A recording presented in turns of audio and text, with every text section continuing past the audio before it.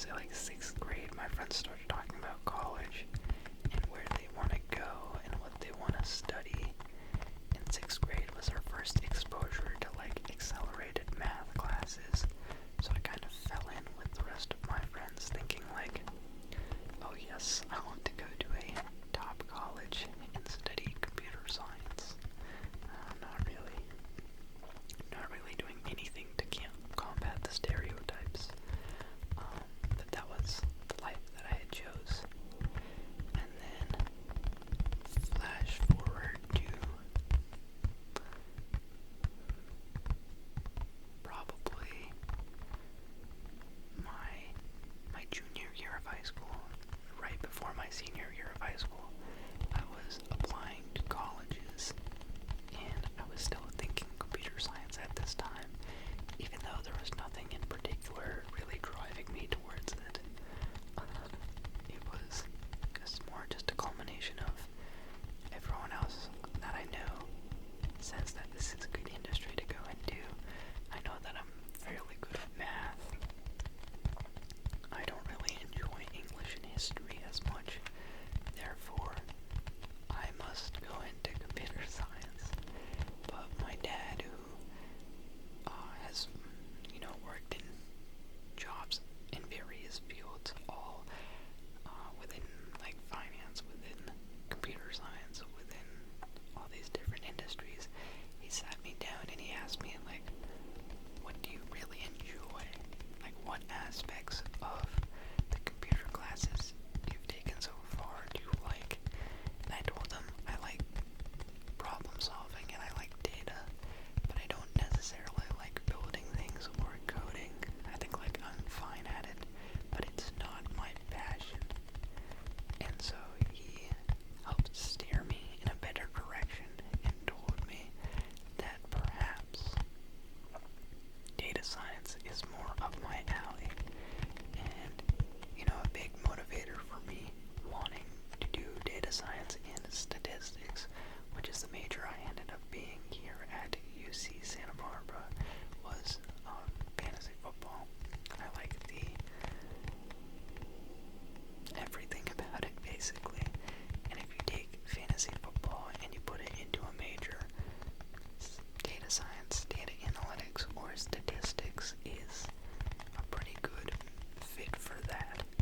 So that's how I ended up coming here at UC Santa Barbara back in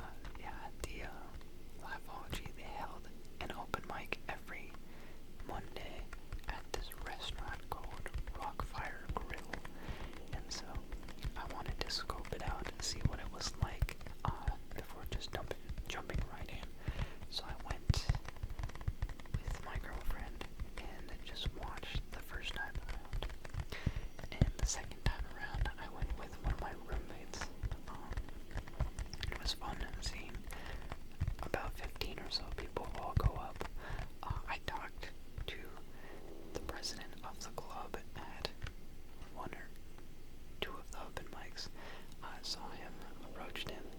He didn't have a very approachable face. I definitely thought that he was like angry, but he wasn't. He has like a little bit of RBF, I would say. And so I made my way over, introduced myself, and I said that at some point I was planning on coming up. And yeah, my third time I went alone and I went up on stage. I did a set about my roommate. My roommate in freshman and sophomore year had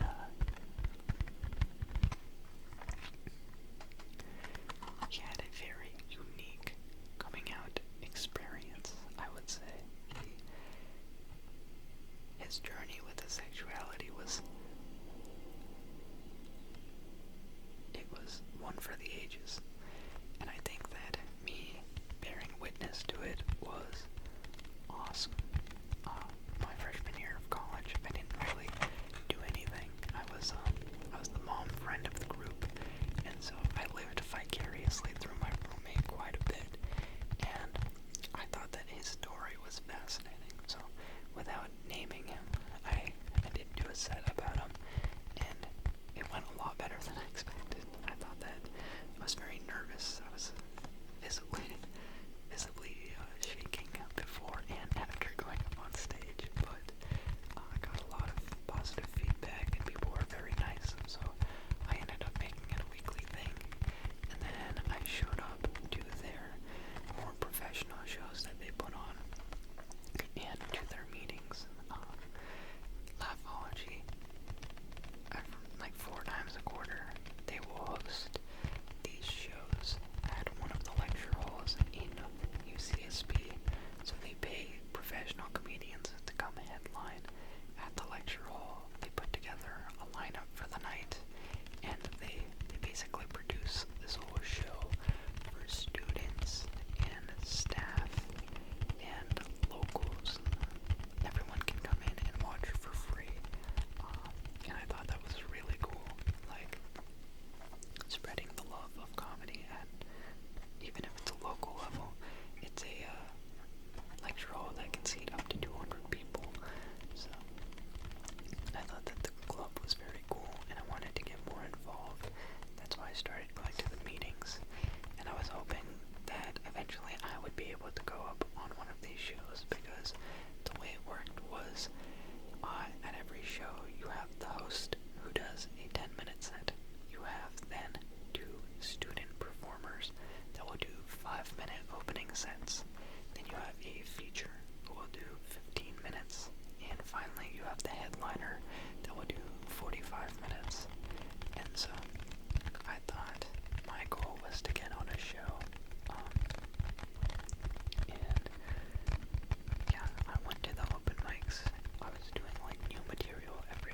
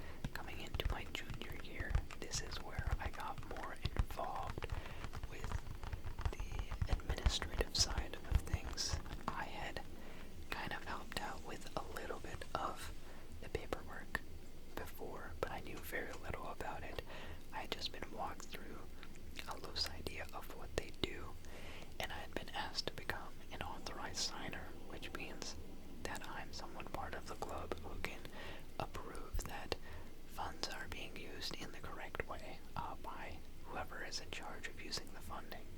So I did that as like a little gateway drug to becoming the treasurer.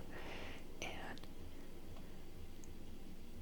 junior year, I think I learned a lot, quite a lot, about what really goes into this club, because at the base level, hosting an open mic doesn't require all that much. You just have, a speaker. You need a microphone, a mic stand, a stool, and you need a venue. Those are really the only necessary components. Ideally, you have comedians and an audience, but both of those are kind of optional, and there's no real overhead cost. To put on the shows that they had been putting on does require funding, though. And the way that we get funding is, it's not that hard of a process, but it is one that requires knowledge. Basically, we have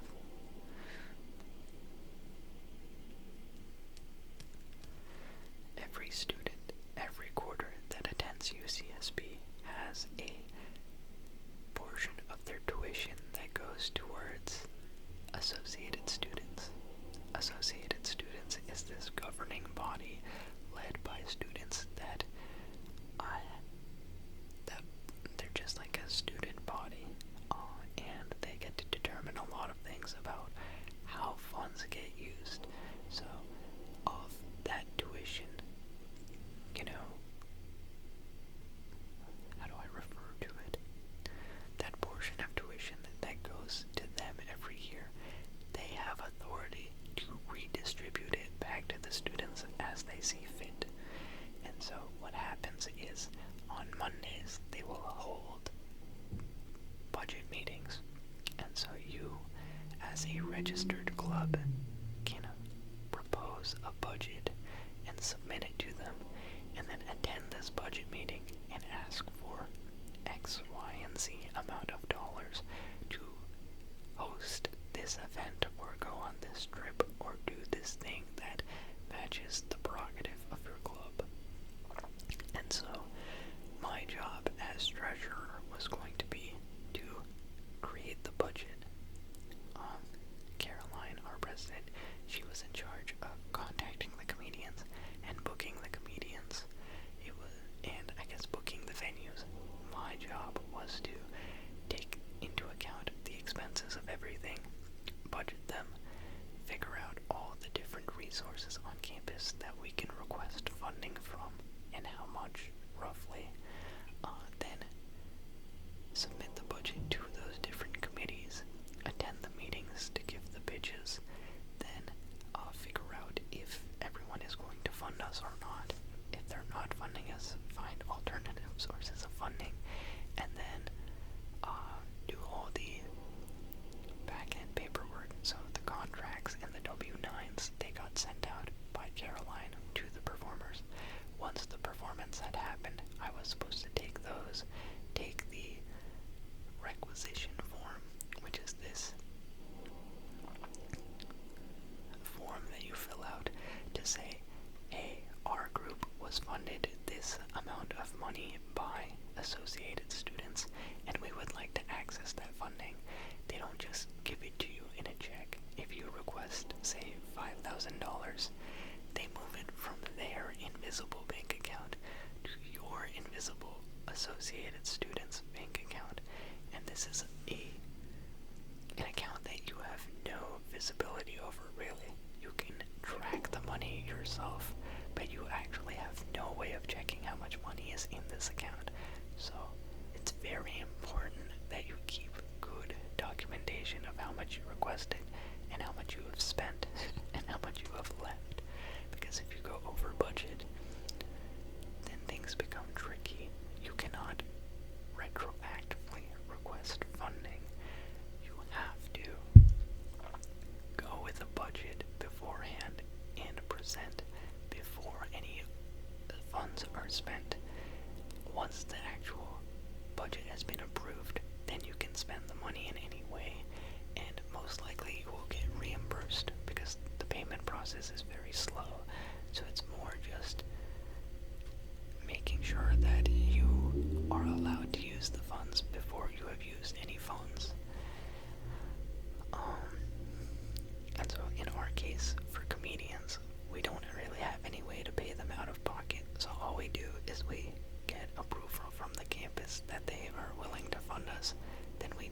host the show, and then we tell the comedians, okay, it's gonna take you a month to get your check. I hope that's okay.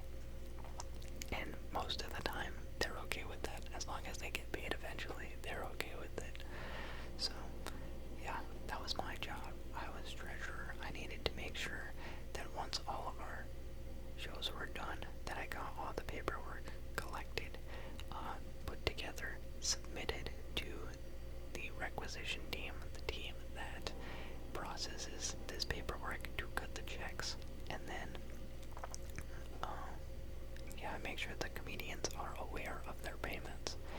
And I needed to make sure that we're covering all of our expenses. So this would be the security personnel at our shows, our free shows, the venue costs of renting the venue space for our free shows, the different compensations for all the different levels of comedians per a show, and then anything that we wanted to do with like marketing, whether that be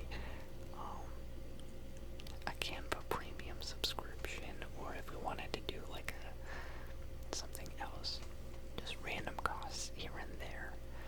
If we wanted to have a workshop for the comedians with like a comedian for hire, we hire them for an hour and they lead a workshop, things like that. So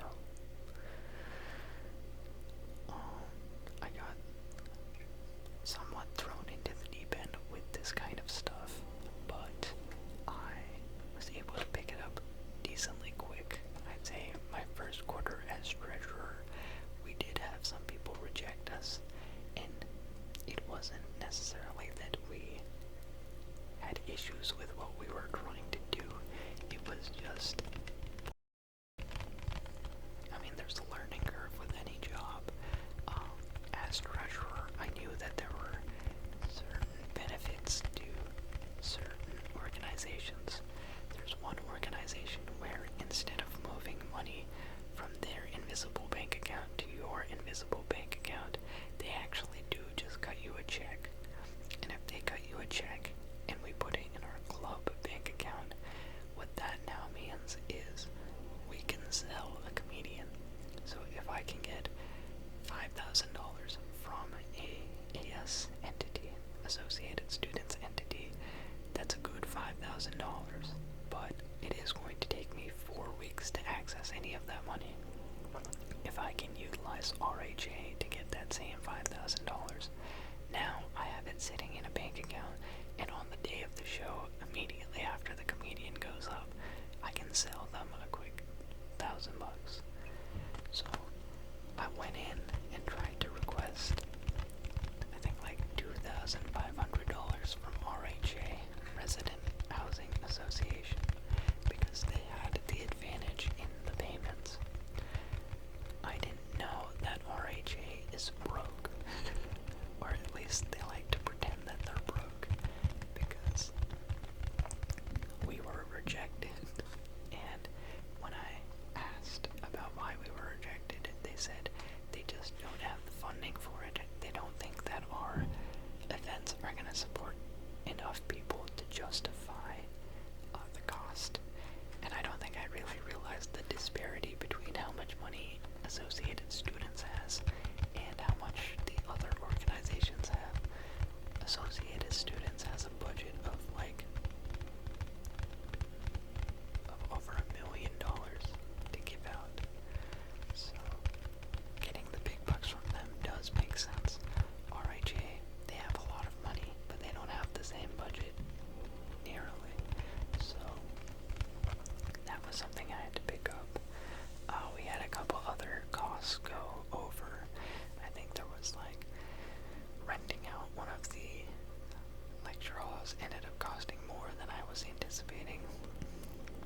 There were a couple things here and there where it costed just a bit more, so I realized that in budgeting you do have to have like a bit of space. I was budgeting on the dot exactly as we expected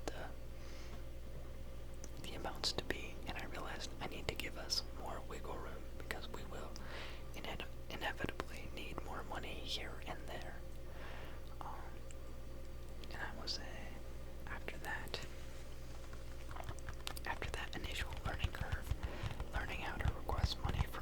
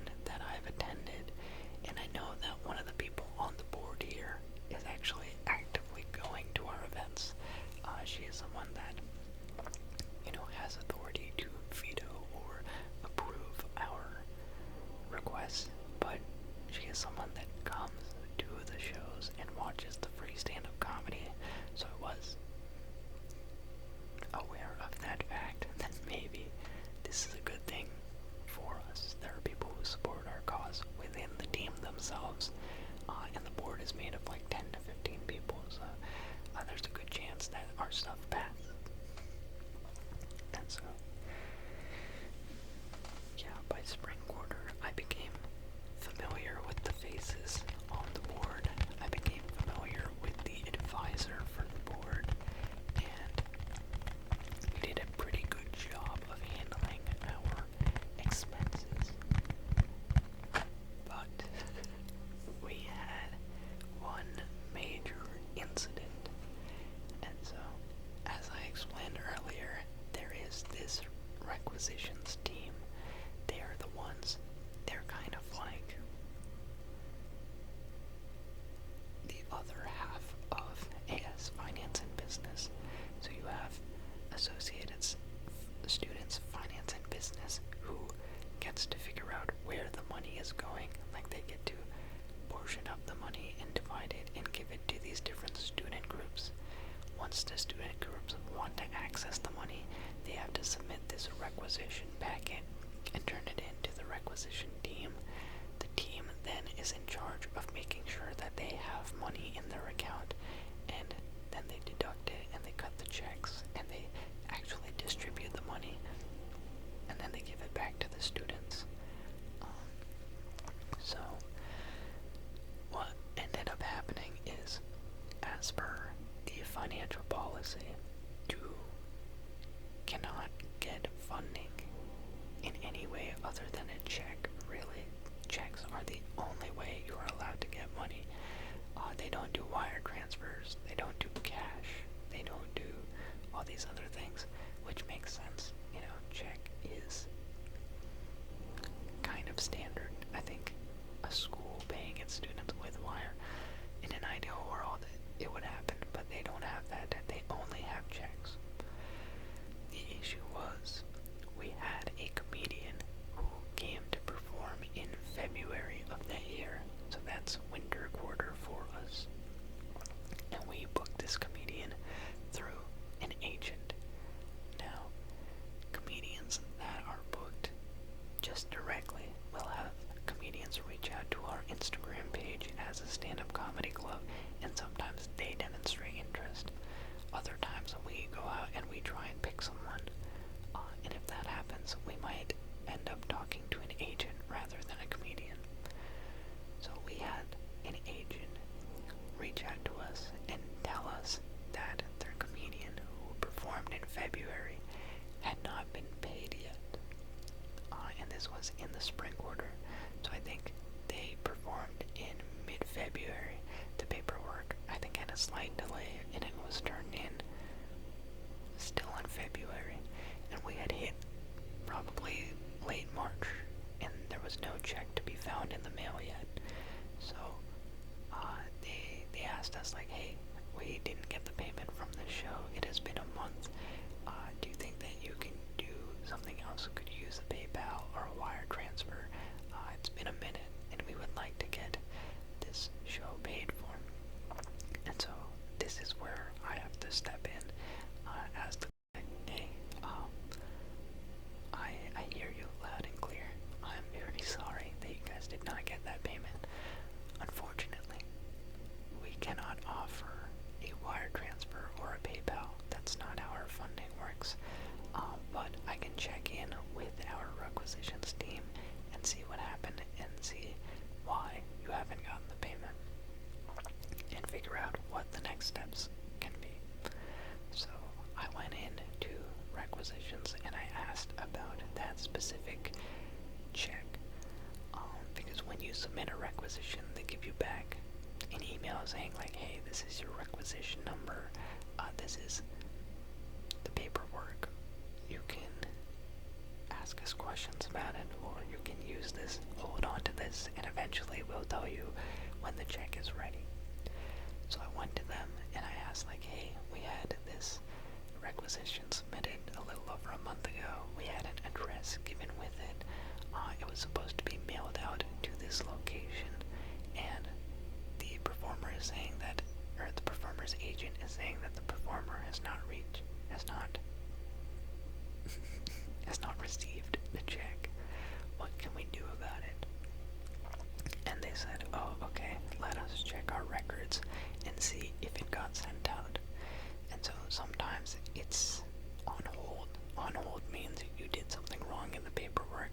so you have to come in and fix it before they can advance.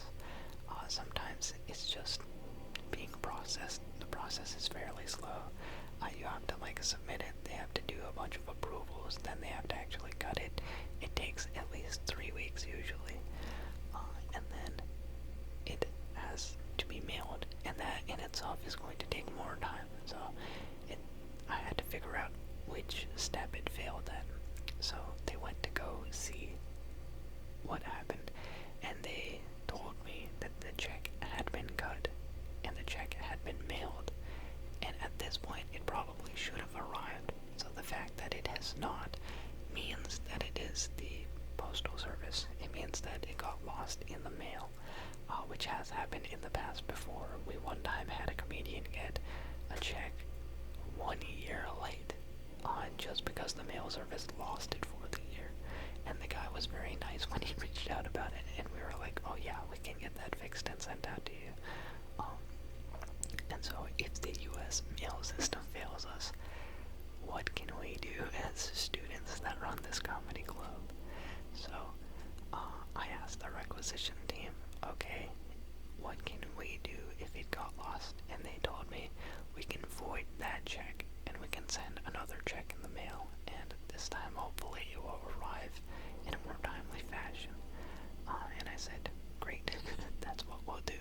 So I had them do that, and I reached back out to the agent and I said, this is the only thing that we're really able to do.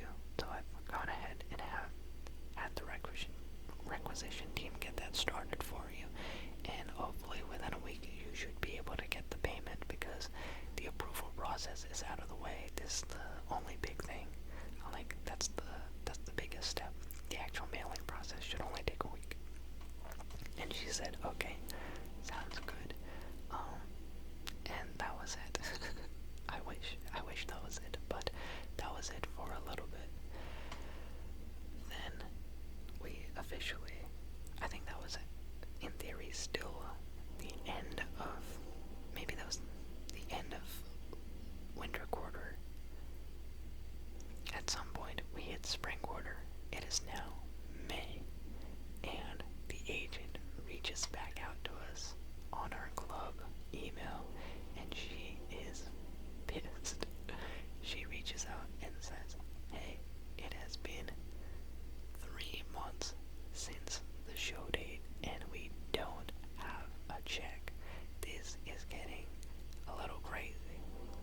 We need some sort of payment that is not a check. We need a wire transfer. We need a Zelle, a PayPal. We need this money as soon as possible.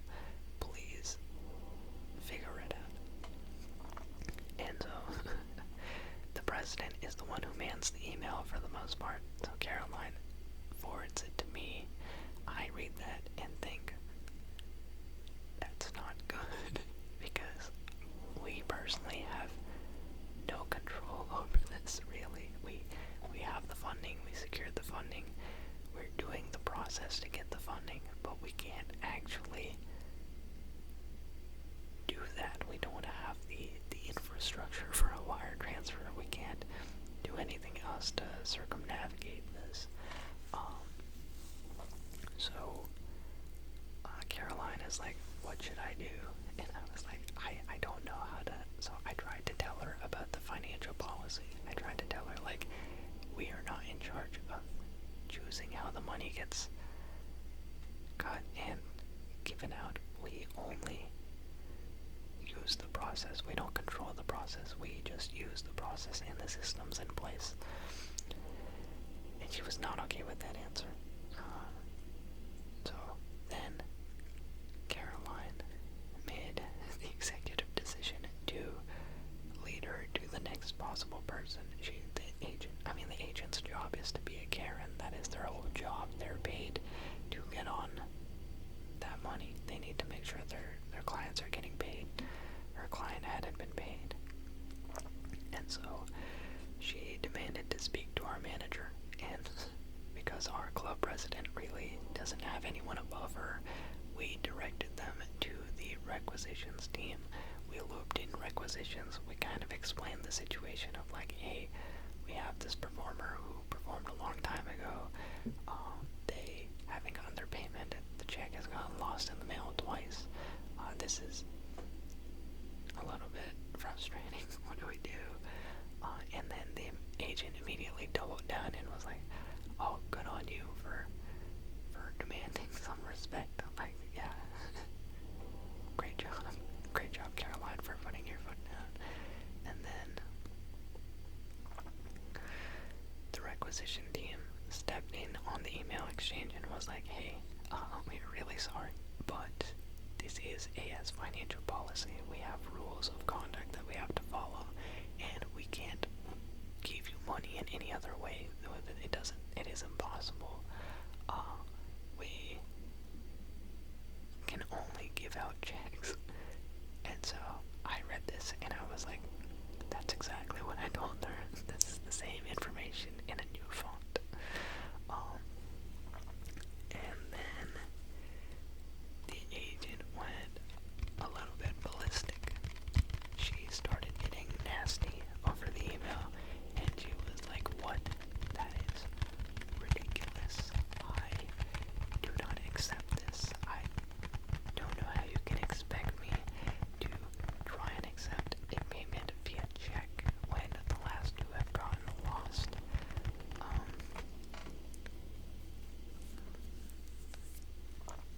Just like, I have worked with comedians for the last 10 years. I have worked with over 90 schools. All of them have been able to pay me within a 1-month period. It has now been 3 months. This is insane. You need to figure out how you're gonna pay me, and you better not say check in the mail, because we won't accept that a third time. And then the requisition team reached back out and said, "We are very sorry. We have voided the previous check, and we can send a new check as early as today." We can send that out there. But it will have to be check in the mail. They basically said, they took everything that she said, they disregarded all of it, and they were like, "Okay, we have your next check in the mail ready." Which, I don't blame them. There's nothing else they can do either, as these workers, I mean, these are mostly student workers working a campus job. And yeah, they have no authority over it. So then the agent comes back and she tears them a new one. She is like, "This is the most unprofessional institute I have ever worked with. I have never had this much trouble getting a client paid. You guys this is an inane and antiquated process. You guys are imbeciles. You don't know what you're doing at all. I will never let my client work with you guys again. This is ridiculous. I can't believe that I have to do a check in the mail for the third time. You guys need to go back and redo everything." Like, she basically told them to restructure their entire system.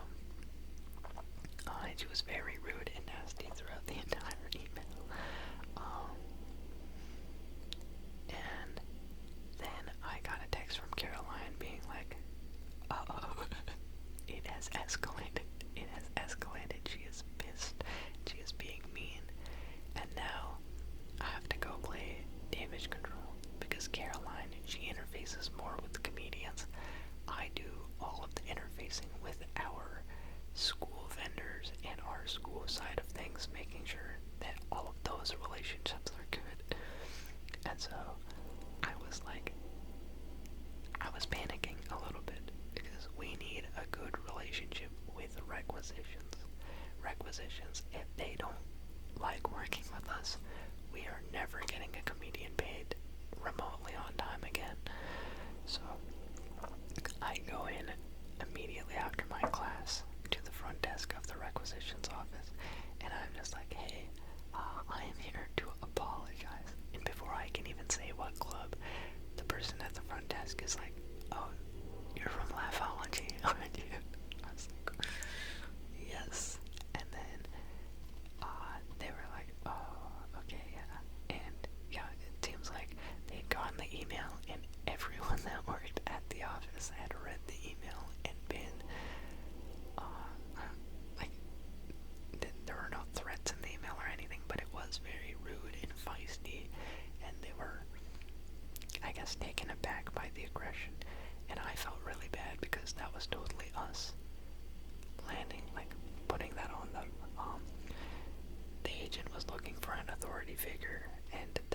best we could provide, and then she just really went off on them. But it's not their fault at all. It's not like they can do anything to change what is going on. So they just got yelled at for no reason. And so I was like, hey, I'm very, very sorry about this. This is not at all what we thought would happen or what we intended. We are truly sorry for bringing this upon you guys. We do not wish this on anyone. We will take back over on the situation. You guys don't have to respond to her. We will work to figure this out. And we are sorry. And then we made sure that the third check was headed to the right place, and it seemed like it was. So all good on that front. Then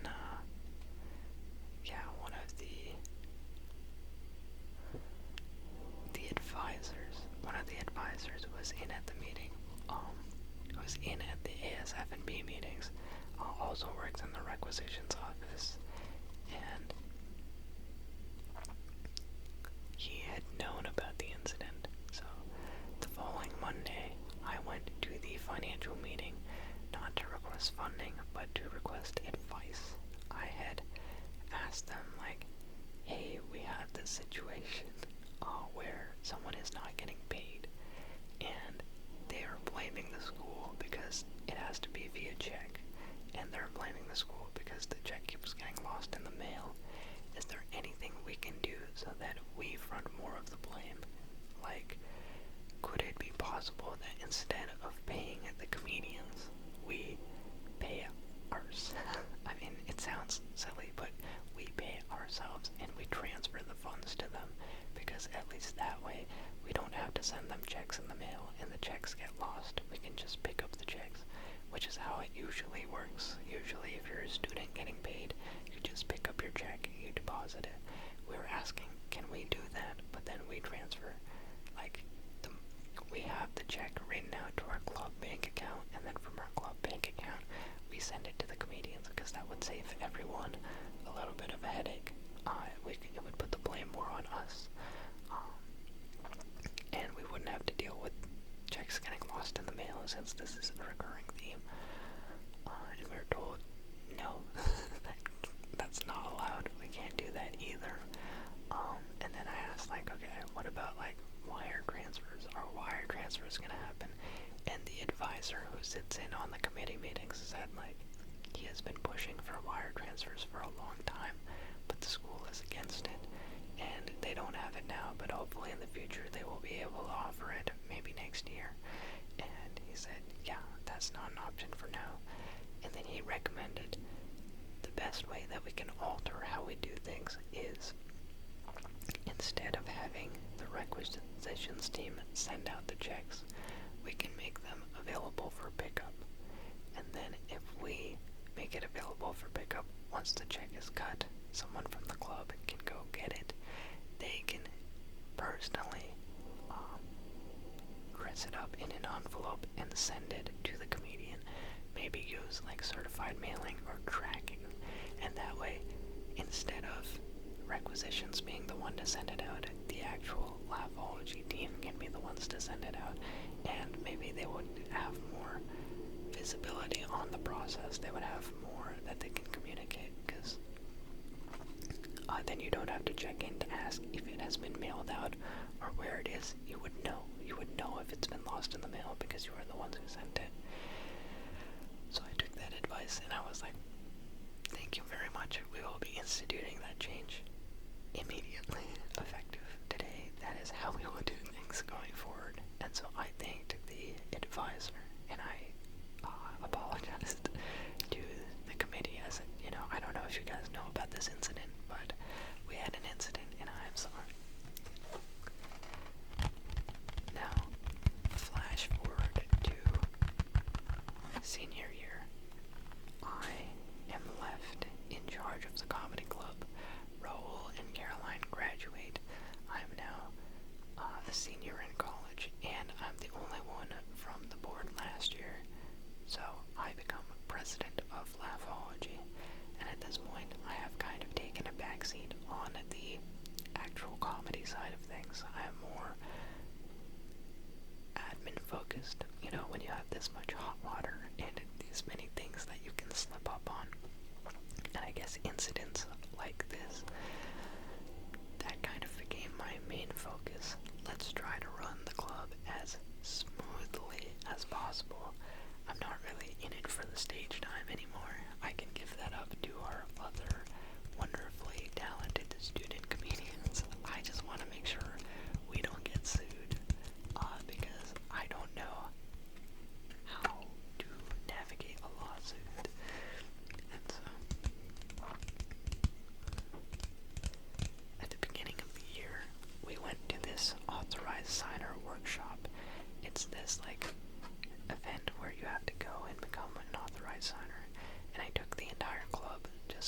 everyone on board would be an authorized signer with me in case I need to sign off on things. And at that presentation was the advisor from the previous year. His name is Michael. So Michael was sitting in on the presentation given by someone on the financial staff who tells everyone about this process. I already know about this process, so I was more so there to make sure that all the other people were paying attention and they understood what needs to happen for us to get this money stuff figured out. And ideally, I wasn't supposed to be treasurer anymore, but I didn't really do a good job of stopping being treasurer.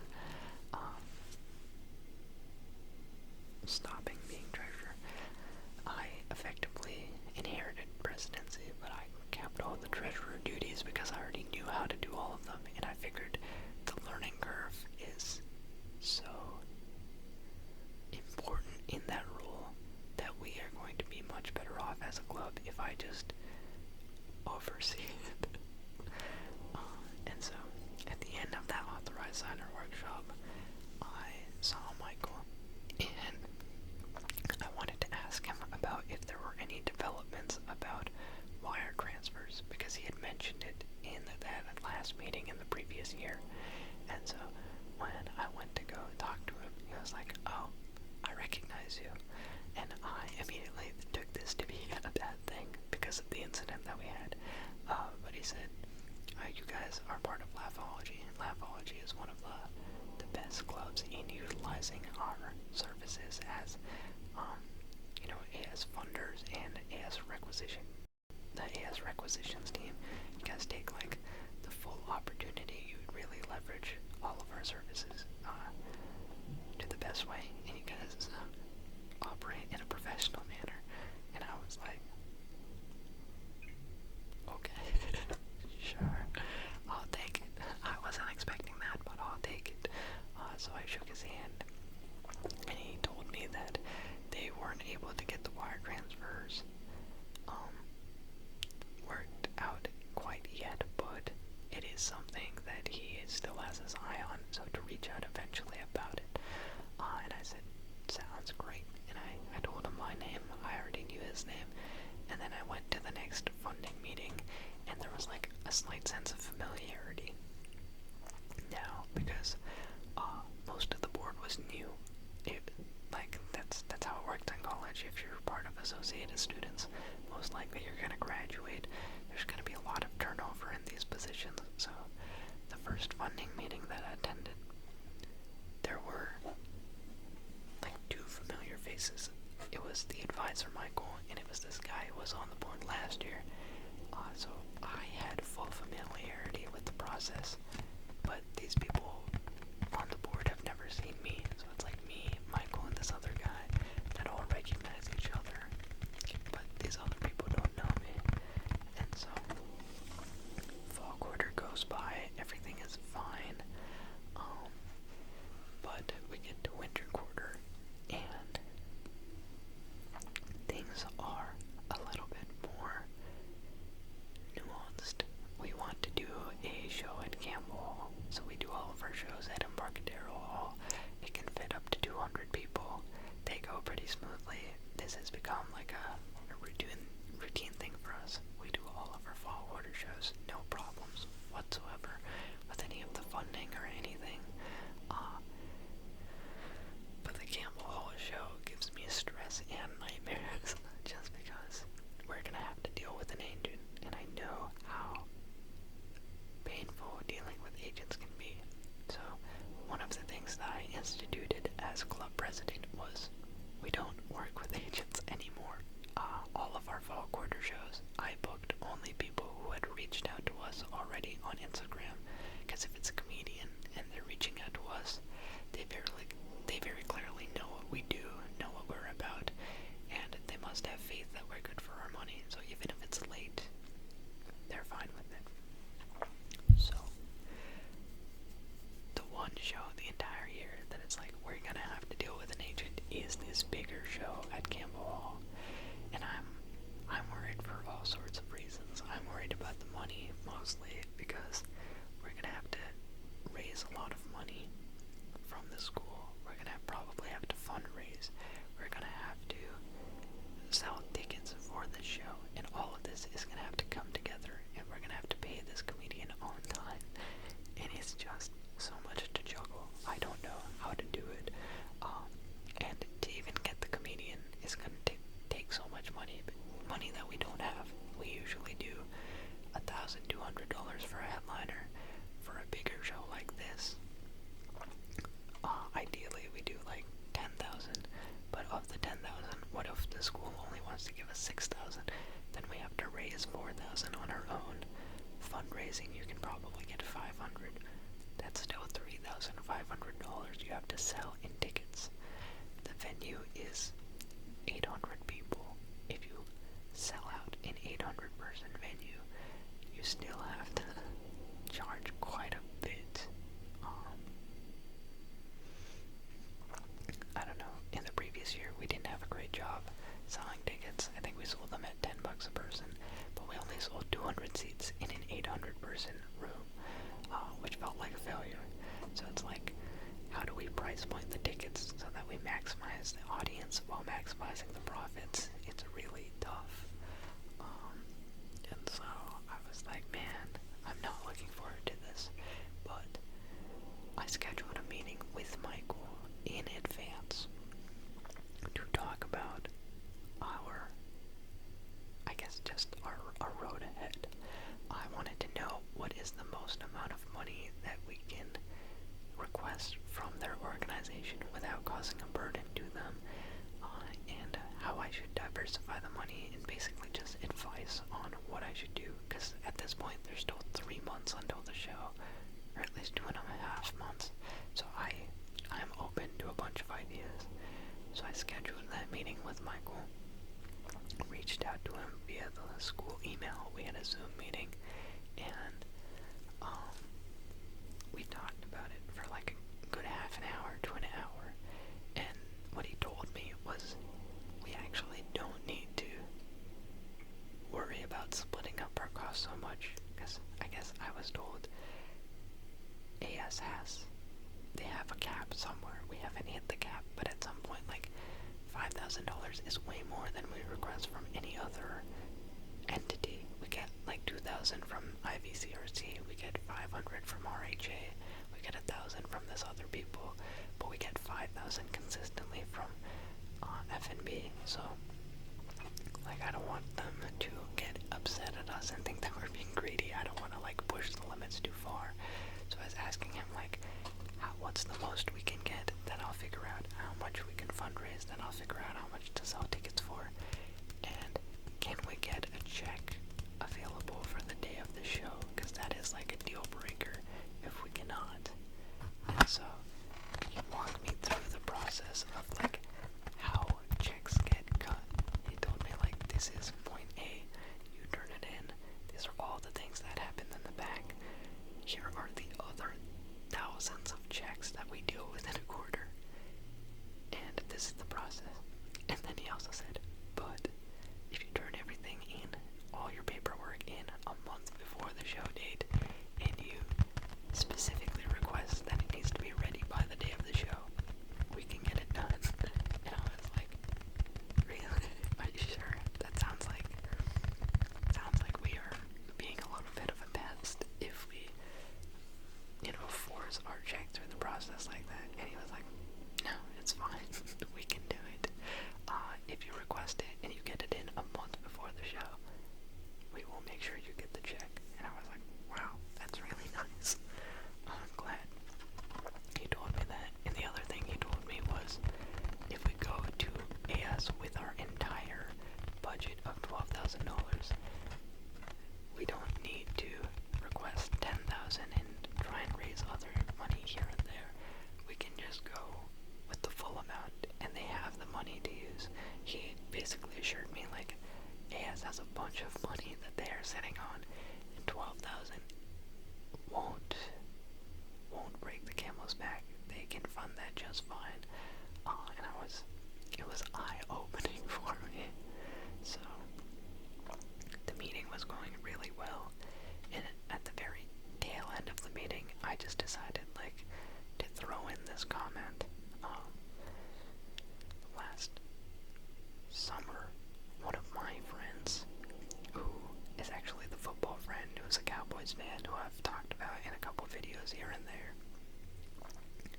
he's the one who predicted Aaron Rodgers to the Colts. It didn't pan out, but I do think that was a brilliant prediction on his end.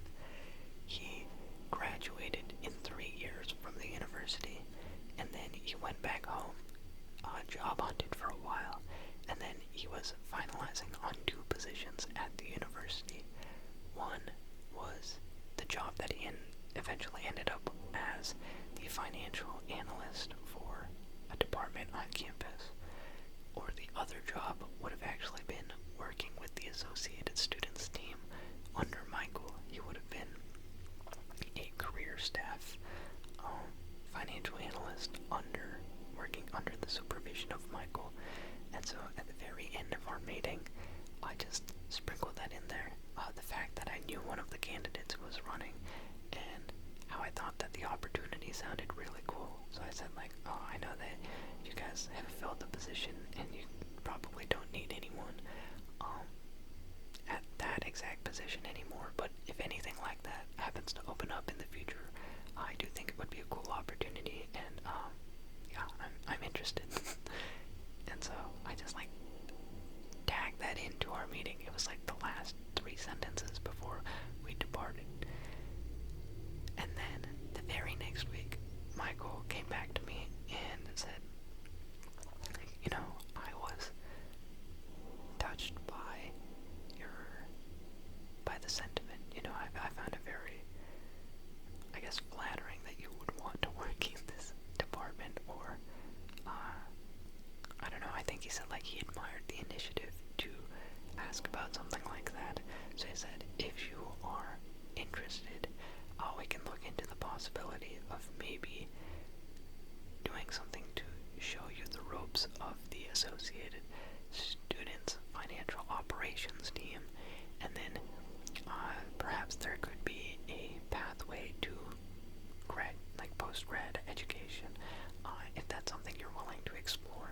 So he was saying like, maybe we can get you hired as a student now and train you a little bit on this stuff, and then if a position opens up later, then you would have like a good shot at getting it. And I was like, yeah, sounds great, sounds good to me. And he said like, okay, this will happen. And then he just created a position that did not exist and sped through the process. Like, I was talking in direct communication with him this entire time. I know that there's like a formal procedure that goes on, but like, I was getting all the info from him directly way before I was actually hearing from the other parties involved. So like, he told me about all of this, and then we sat down to have another Zoom call where he explained everything that I'd be working on, and I was like, yeah, sounds great, I'm down. And then he was like, okay, fill out this I-9 form, let's get you in contact with the payroll and the HR people. And then after he said all of that, he was like, oh, by the way, we're gonna maybe do 1 round of interviews, this is just be on the lookout for that. And then the team, they sent out an interview request, and I was very, I guess, hesitant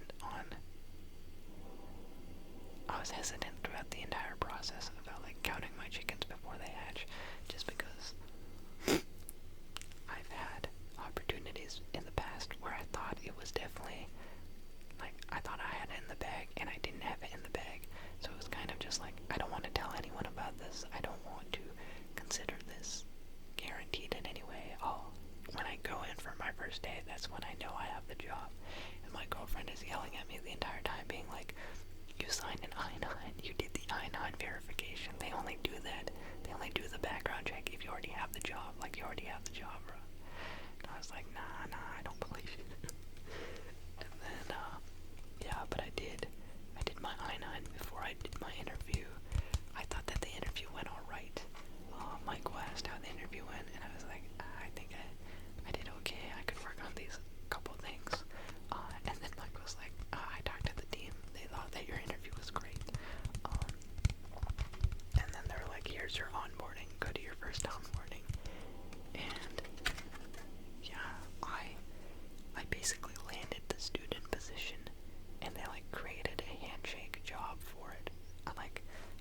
this had happened, and then he was like, oh, by the way, I'm gonna need you to submit your resume and your cover letter to this handshake posting that we just created once again, just for a formality. I was like, okay, sure.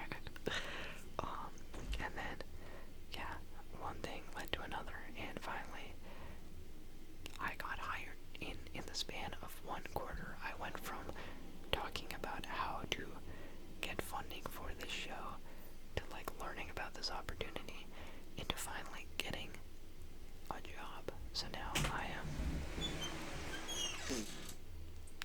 gonna have like 10 minutes.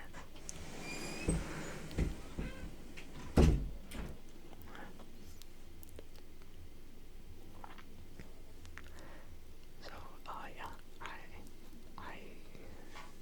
I now am working as a student staffer on the AS Financial Operations team, and for a good minute I didn't even know what that meant. Like, I read through the job description on Handshake, and I heard everything that Michael was telling me, and I was like, I don't actually know what my job is gonna be.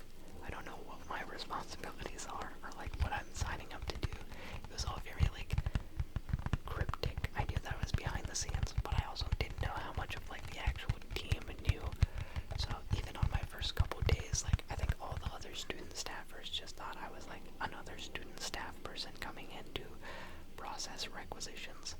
But Michael did say at some point, like, we had a meeting, and in the meeting he said, like, here's where we're at. You are getting trained until, like, one of the things was, what is your summer availability? And I said, I'm free the whole summer. I can work the whole summer if needed. So I got hired till the end of the summer as a student staff member. So I'll be working part-time during this upcoming quarter. I'll be working a full 40 hours a week all the way until October. Once it hits October, I'm no longer eligible to be a student worker. You can only work at the university as a student up to 1 quarter after you graduate. So summer quarter ends at the end of September. That is when I am no longer eligible. So Michael laid out all of this and was like, I understand that, like, you will be ineligible at the end of this, but, you know, we are going to use this time to train you up in our new system. And we don't typically train people to lose them, was what he said. He did say, like, you know, if you did feel compelled to, you could always use the training and the skills that you learn in this position to apply to any campus job and, you know, highlight on your resume. I'm sure that any campus department would love this skill set, but he also did say, like, we don't typically train people to lose them, you know, kind of implying that, like, there is a path ahead if I just continue this way. And so, yeah, that is how I landed this job. It was really through a dream in stand-up comedy, taking it all the way back to 3rd grade. I was just a kid that wanted to be a stand-up comedian. Then I ended up coming to UCSB, finding the stand-up comedy club, and it wasn't the actual comedy that landed me my first career, or my first job in my career. It was the financial paperwork as treasurer for the stand-up comedy club that led to me developing this relationship and ultimately networking into this job. Like, you have no idea how worried about getting a job I was sweating day and night about how, like, I don't know how I'm gonna pass technical interviews. I don't know how I'm gonna land a job in this economy. I think it's rough. I have to go home. I have to move back to Denver. I don't know any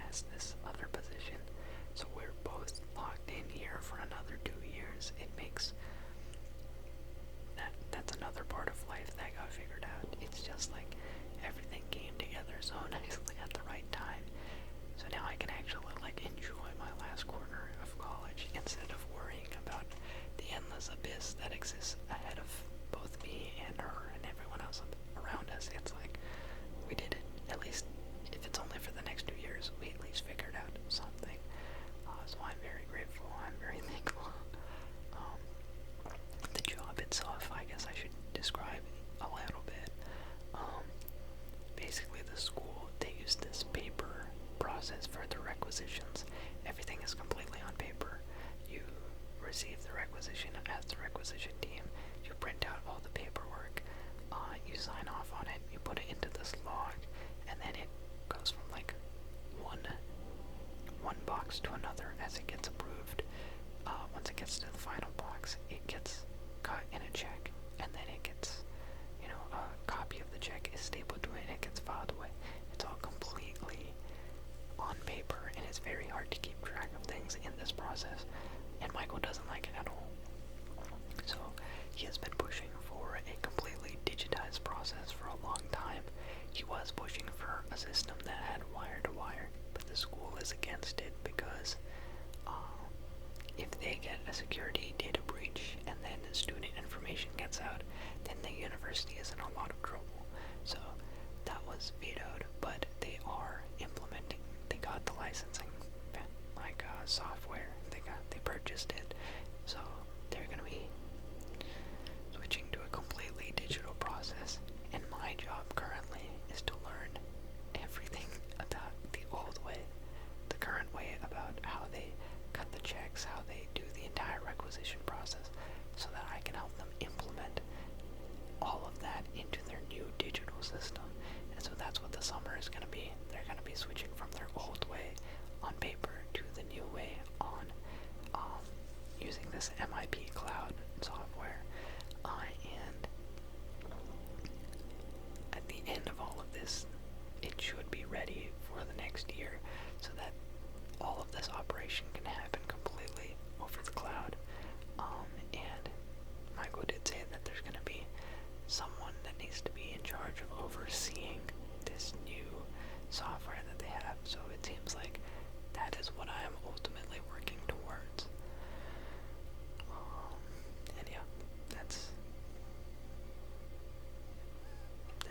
that's how it happens. Life is crazy. Life is crazy. It surprises you in so many ways. Eternally grateful for this. Even if I don't end up working at this exact position for the full 2 years, like it seems like I might be, even if it just is until the end of the summer, it is such a weight off my shoulders, and I am very, very excited. So yeah, thank you for listening in on this journey. We got to the destination eventually, but yeah, slow and treacherous process. And yeah, just thank you for following me in this journey of ASMR.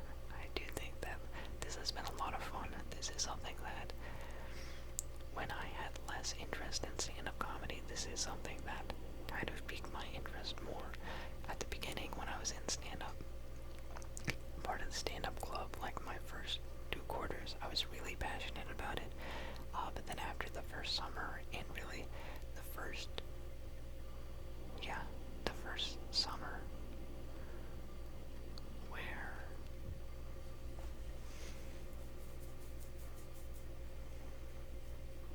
I'm trying to follow. It was that first summer that really broke me. I couldn't do comedy because I was back home in Denver and it wasn't working. Can't go to open mics if you're under 21, really. I couldn't drive. So there was just like a big stunt in my progression as a comedian, it felt like, because I had all this like momentum going from when I started to the end of the year, but then I felt completely out of it, and I needed to kill time in Denver. I was kind of going stir crazy. I don't know anyone in Denver. I'm just sitting there at home all the time, every day. And then I had the idea of like, I watch a lot of ASMR. I like to talk about football. I don't know anyone I could talk about that with. What if we just merged those 2 things? And it's been fantastic. It's been a phenomenal experience. So I don't know. Life is good. Life is great. Thank you all for allowing my life to feel so awesome. I really, truly, truly, deeply appreciate each